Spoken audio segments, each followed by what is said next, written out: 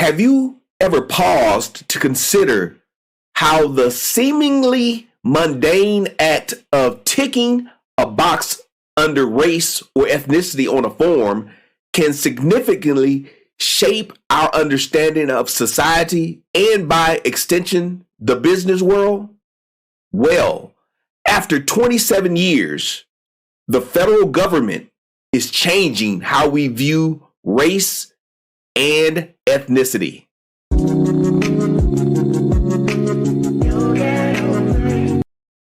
Well, rise and shine, leaders. This is Glen, Guyton, keynote speaker and workplace trainer. It is time for our executive coffee break.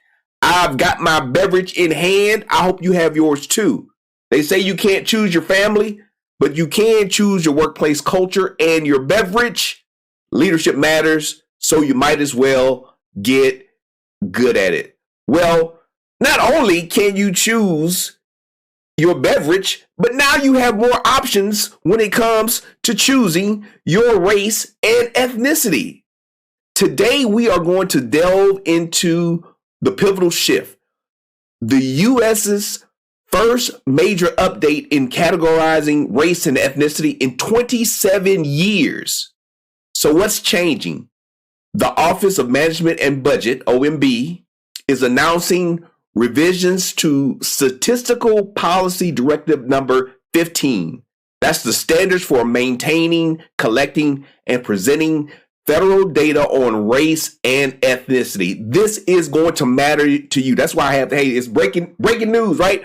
Breaking news. I am actually so excited to talk to you about this today because this is going to have a big impact on everybody. Yes, on society, on everybody, your business.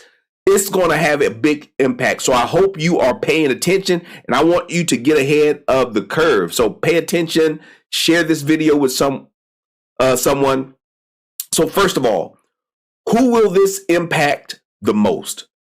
As far as individuals, the group that's going to be impacted the most by this, I believe, will be people who identify as Hispanic, also Middle Eastern or North African, MENA. So that's the category MENA.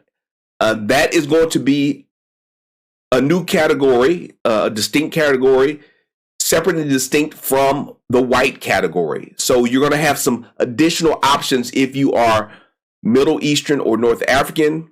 Also, how we check the box on Hispanic is also changing from previous years. So why the change? Well, to enforce civil rights laws, to set public policy, allocate resources, and ensure federal compliance. And you also know what you measure matters. So this is not an insignificant change to what the government is doing. The government will use this new data differently. So it's going to enforce civil rights laws, set public policy, allocate resources, ensure federal compliance. And again, what you measure matters. So the separation of these categories to change how we categorize white is going to make a difference. Again, Hispanic people will have different options. See, under these revisions, questions about race and ethnicity that were previously separated, okay, so the old form race and ethnicity were separated. Now they're going to be combined into a single question. That will give respondents the option to pick multiple categories at the same time, such as Black, American Indian, Hispanic. So you can be Hispanic and Black, Hispanic and white, but it's going to be one category instead of separate category. Research has shown that large number of Hispanic people weren't sure how to answer the race question. Again, sometimes we refer to being Hispanic as a race, but it's technically an ethnicity. If you do this type of work, it's an ethnicity. Race would be white, Black. You know, those are races. So now the government language changes. How we think about language, how we categorize people, all that changes. Is part of this is a social construct. So the government can do this. The government can change how we classify ourselves. This is nothing new. We changed how we categorize white people over time. We've changed what we call black people, Negro, colored, all of these different things. And so the government is changing these terms again, changing how we identify ourselves, and it's going to have a social impact. This federal policy will have a social impact, and it will impact your company. Again, because it's going to determine how the government enforces certain rules, how it allocates certain resources. So now, race and ethnicity are no longer going to be separate on the federal forms. It's only federal forms. So when the question was asked separately, people had a hard time, especially the data says Hispanic people had a harder time putting themselves into one of these social constructed boxes.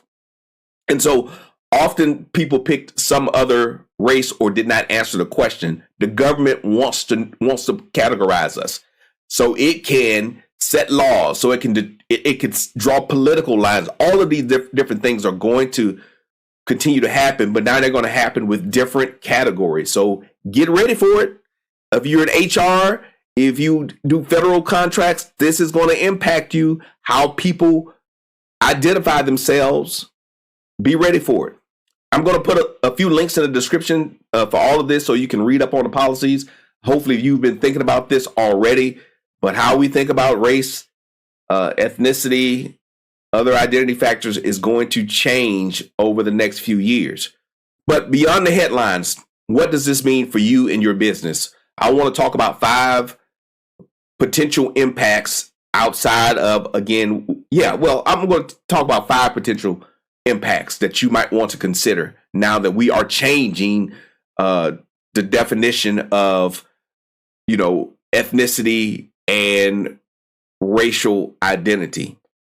So, number 1, a good thing, enhanced market insights. With more detailed categories, companies can understand their customer base with better clarity, tailoring marketing efforts more effectively. So as we boil down these things into specific identity groups, and again, each group has its own category that you might want to think about. So when we say Hispanic, that's such a broad catch-all category. But if you are trying to reach out to people from Venezuela, people from Mexico, people from Spain, how do you target these different groups? So the more data you have, the better data you have, the more you can target people. So in that way, this is going to be more helpful. Understanding where people are from, understanding how they identify. Now we're adding again the MENA category, so we'll be able to really target people you can target people in your business as far as marketing and understanding what people want and need.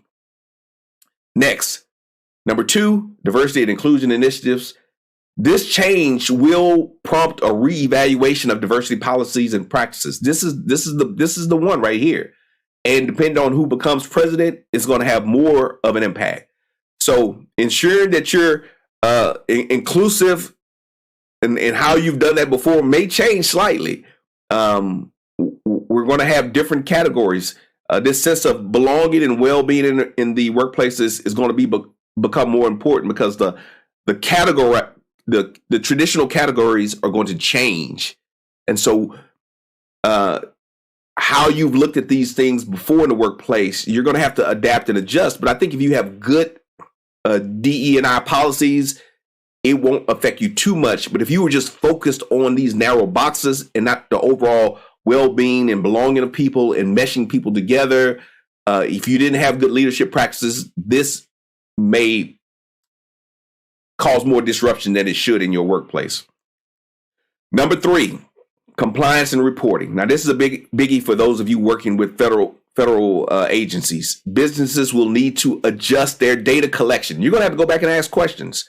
You're going to have to adjust your data collection and reporting processes to align with new federal standards, impacting everything from HR forms to customer databases. You're going to have to get into your computer systems. You're going to have to get into your paper forms, change all of that because the categories are changing. Get ahead of it now. Just start that process now. Really get your IT folks on this and start adjusting these categories to align with the federal categories because it's going to make a difference. You're probably going to have to go back and survey your people and see how they identify. Again, you've probably lost some of the data. You probably have white people in your bucket that aren't white anymore if they don't want to be white because of these new categories. You may add people that want to be white or want to be black because now, again, race and ethnicity are grouped together. It's crazy, right? It's kind of crazy, but this is the world we're living in. And however you've thought about race and identity in the past, understand that much of this is a social construct, that the government policy is determining how we identify ourselves and what kind of reporting is required of you as a leader. So pay attention to this. This is going to have ripple effects for a number of years of how we identify and how we identify ourselves. Okay. I know who I am, but it's going to change some things, especially as younger people come up in the workforce. Talent acquisition. That's number 4. A more nuanced understanding of race and identity can help companies in their quest to attract a diverse workforce, spotlighting the importance of inclusive recruitment strategies. Yes, just be inclusive, right? Get rid of the bias that you can get rid of. And so you're going to have a more nuanced approach to race and identity because things change. And, another reason for this change is because we have more blended families as far as racial identity. Race is becoming a little bit more ambiguous. Some people want to identify with more than one race. If you have a white parent and a black parent, you may want to identify as biracial. You may not want to be just one race. The old one drop rule, and hey, if you have just that much black in you're black. Some people don't subscribe to that. They want to acknowledge their full selves. And so as you're approaching people, as you're thinking about who you're going to hire, as you're trying to create this sense of belonging in the workplace, you're going to have a more informed and more nuanced approach to looking at race and identity because it's changing. It's changing. Number 5, product development and services. You may get some additional insight from this new demographic data. So insights gleaned from updated demographic data can drive innovation and product development and service offerings, ensuring they meet the needs of a diverse clientele. And let me just I'll give you an example. So what does that mean, number 5? I just said a whole bunch of stuff. What does that mean? Hey, let me just think about biracial people and their hair texture. Now we have black hair care products. We have white hair care products, or for straight hair. We have some for tight curls. There are a lot of people with hair in the middle. That's kind of it's not kinky curly, and it's not straight, right? So they need a different type of product.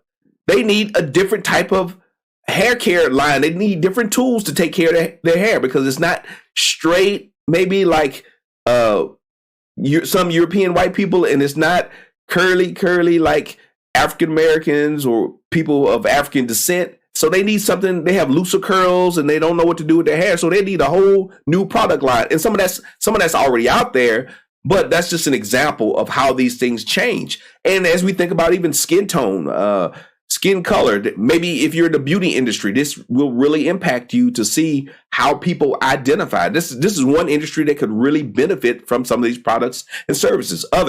The food industry really can tap into these different food types. And if you know specifically where people are from, you can put that type of food in your grocery store. If you just say Hispanic, what does that mean? A Mexican American will eat something different than a person from Venezuela. So you can't just say Hispanic and know how to what spices to bring into your store, what products to stock. So now we'll have more detailed information. All right. So this is my challenge for you. Big challenge. I challenge you in light of these changes to think about how your organization will pivot, not just comply, but I want you to pivot and thrive. Consider the strategic shifts needed to embrace this new level of demographic complexity. That's your challenge. So as we close today, let's not forget the strength and perseverance that it takes to lead with empathy and inclusivity. Better leaders get better results. So to every one of you leading the charge for a more supportive and engaging workplace, I leave you with this. Stay bold, stay inspired, and remember that your actions today shape the culture of tomorrow. I'm Glen Guyton. You have a wonderful, wonderful, wonderful day.